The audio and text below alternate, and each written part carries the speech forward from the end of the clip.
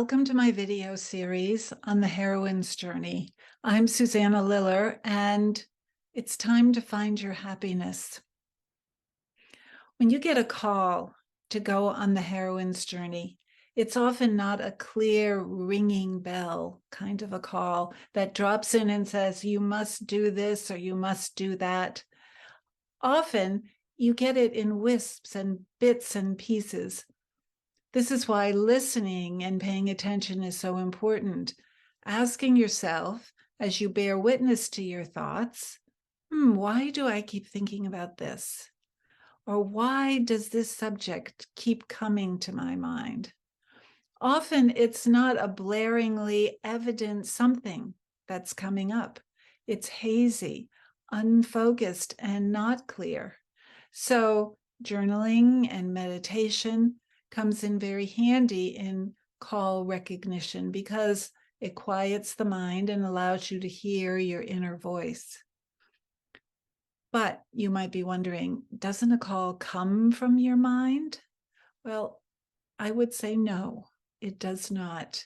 Your mind will deliver things like, what are your goals for the month of January? Or everyone is now learning this online tool, you should too. Your mind and its never stopping thoughts is always working and working to keep you informed, on task, up to date, competing, ahead, aware of what's going on the road, and remember to get the milk, and you have a call at 1. Watch out, that could mean danger. Your mind is working for you. Your intuition, on the other hand, or however you refer to your quiet inner voice, God, your higher self, your soul, the universe, that's what I believe stirs up callings or calls as we know them on the heroine's journey. It's what starts us on our journey, the call, and answering that call. I kind of picture these calls as possibilities or promises inside of us, deep within inside of us, that will come forth if we allow them, which will blossom and help us fully flourish if they are allowed to rise up from within. We're good at squashing them, especially if we perceive them to be scary.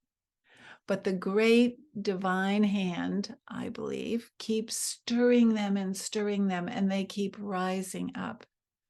And we get another chance to respond. And yeah, usually that happens when we are ready, because timing is a factor here. And when we're ready, we act. And intuition, your still small voice, communicates in a way that's unique to each of us. So there's no comparing of calls. For some of us, it's like a big bang.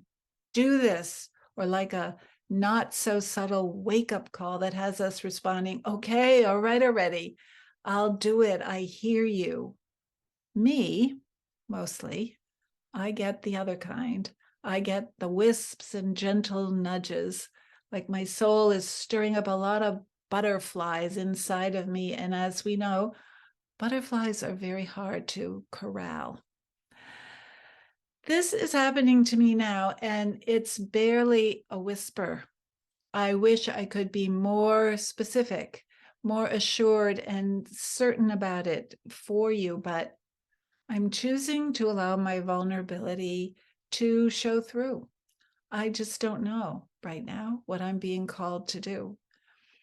But I do think, rather I feel, that it has to do with the concept of pilgrimage and me going on one. No, not in person, though that would be really fun. I'd love to do that someday. I'm thinking about Jean Shinoda Bolen, the author of several books, most notably The Goddesses in Every Woman and The Tao of Psychology. She's a psychiatrist, Jungian analyst, clinical professor of psychology. I've read her psychiatry. I've read her book, Crossing to Avalon. a woman's midlife quest for the sacred feminine. More than once I've read it, and I'd love to do just what she did. She travels to Chartres Cathedral in France. Now, that's one place I've been more than once, but also to Glastonbury in England and Findhorn and Iona in Scotland. I want to go to all those places, all considered sacred sites. Maybe I should just follow in her footsteps and research these places, I think, and see what wisdom they have in store for me. And then there's Sue Monk Kidd's book, Traveling with Pomegranates, about the trip she and her daughter Anne took to Greece, Turkey, France. She imagined it as a pilgrimage. When she turned 50, she wrote in her journal, "Is there an odyssey the female soul longs to make at the approach of 50? One that has been blurred and lost within a culture awesomely alienated from soul? If so, what sort of journey would that be? Where would it take me?" She saw her trip to Greece as a pilgrimage in search of an initiation into her older self. And certainly I, at 71, I can relate. What is this kind of initiation, and does it invite that I take a pilgrimage? I read her introduction, and she gives us this quote from the theologian Richard Niebuhr: "Pilgrims are poets who create by taking journeys." And then she tells us that she writes in her travel journey, "What I wanted, at least what I was trying hard to want, was to create in myself a new poetry, not through words, but through the wisdom of a journey." A new poetry.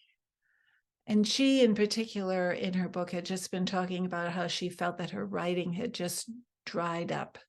And this was before she wrote The Secret Life of Bees. So this new poetry resonated with me too, because I've always loved the sentiment, do you want to write your life in poetry or prose? And I definitely am ready for poetry. So Sue and her daughter Anne, mother and daughter, traveled to Delphi, Athens, Eleusis, the island of Mykonos, Ephesus in Turkey, to Crete, to Paris, and they keep meeting up with Mary, her image as the sacred feminine, the sites that are sacred to her. Even Sue tells us Mary's house. She didn't even know that Mary had a house. And so much awakens inside each of them as they travel. So there is so much wisdom to be gained on a journey. And I want to go on one. But this is not the year. Unless someone does for me what they did for Dr. Bolin and buys me a ticket to go on a pilgrimage. And as part of her itinerary, this person who bought the ticket set up a meeting for her with the Dalai Lama. So I'm open if anybody has such an itinerary and a ticket to give to me. But here's what I'd like to do as I figure out my itinerary and the sacred sites I want to see, especially those dedicated to the sacred feminine. I want to bring you along, dear heroine, dear listener, dear reader, as I explore this calling and see where it takes me. So, yes, bits and pieces. It's wispy. It's still as flimsy as a butterfly, this calling. You know, I just wrote my last blog about receiving the call to study the heroine's journey, which happened in 2008, 2009. And I wrote about in that blog my trip up the coast of Maine to listen to a lecture. And that call for me was much more forceful. I was struck. It came about just at the right time to create the presentation I needed for my coaching school. It all just fell into place. But this one, is the timing right? But for what? I don't know. So it's still forming. But I can tell you, it has to do with the sacred feminine. What that means exactly, well, that's what I have to learn. And it has to do with me exploring more about it and what's been written and what the heck that is. I have an idea, but I want to go deeper into it. And maybe that's the whole thing for me right now. I kind of have put out this whole course and school about the heroine's journey.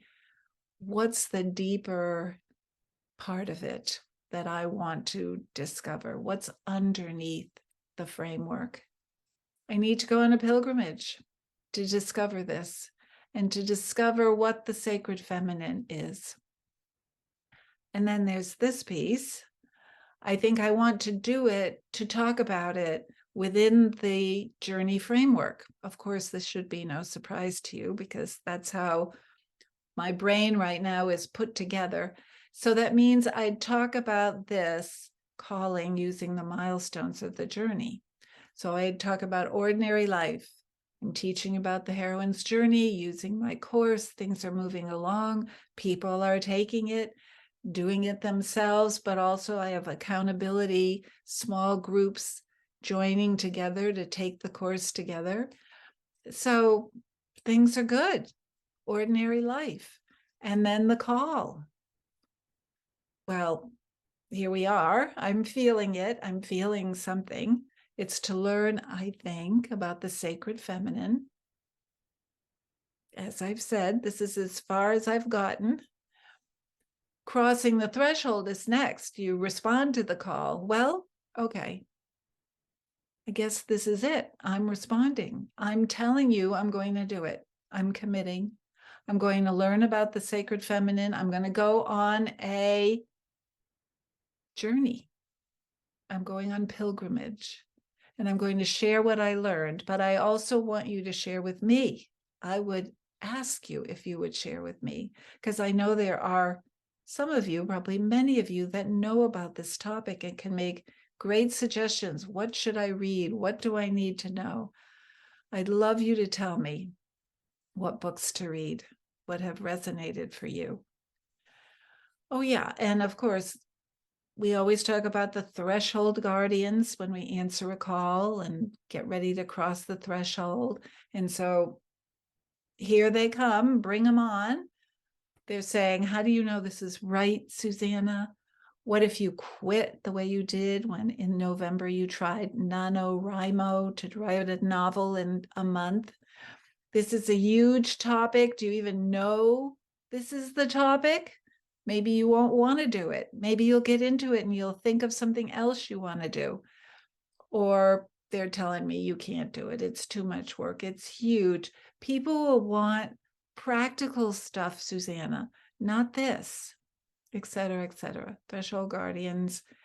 Now we all know, I've talked about it enough, that they are a given. They come up at the beginning of every journey. Actually, they stay with you, but particularly at threshold crossings, because they want you to stay safe and they don't want you to stretch outside the limits of the comfort zone. So I ignore them. So then there's the road of adventure. And once I begin, well, wait, I guess this is the beginning. And you're with me and we're on it. And look, I'll send you a postcard. I'll send you more than that. I'll let you know. I'm excited to put together the itinerary and share it with you and go to some of these places and see what I discover in search of the sacred feminine. So John O'Donohue, the poet, wrote this poem for the traveler, and I'm not going to read the whole poem to you, but here's the ending. A journey can become a sacred thing.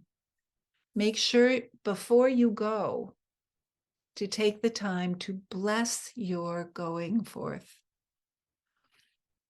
to free your heart of ballast so that the compass of your soul might direct you toward the territories of spirit. I ask your blessings for me on my journey, and I will, as I said, keep you posted. So join me for our next video. Thank you for being with me today.